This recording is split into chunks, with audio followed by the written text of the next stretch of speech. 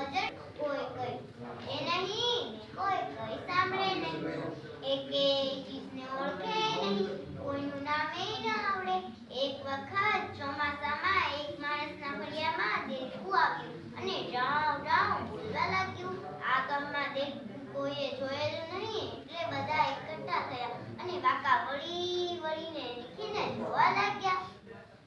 સૌને થયું કે આ જનાવર કયું હશે કોઈ ઓળખી ન શક્યું સૌ ગાવા લાગ્યા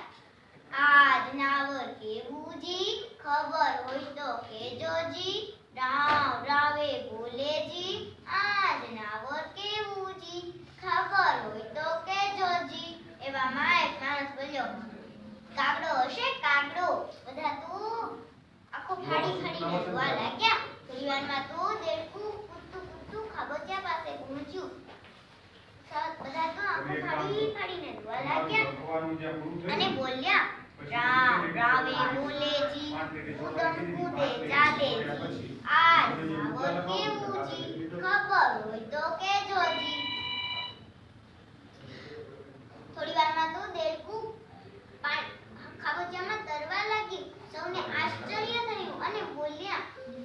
રામ રાવે બોલે જી કૂદમ કૂદે ચાલે જી પાણી માએ તરતું જી આ જનાવર કેવું જી ખબર હોય તો કહેજો જી એવામાં એક માણસ બોલ્યું અરે ભાઈ બોલાવો ને આપણા જેઠા દાદાને જેવું હશે ઈ કહેશે ઈ ગરડું માણસ છે એને બધું જોઈ જાણ્યું હશે બધા તો જેઠા દાદાને બોલાવા દોડ્યા જેઠા દાદા તો રાડો નાખતા નાખતા આવ્યા અલ્યા હવે તો કઈક શીખો હું કાંઈ અમર થોડો છું તે કાયમ તમને બધું કહ્યા કહીશ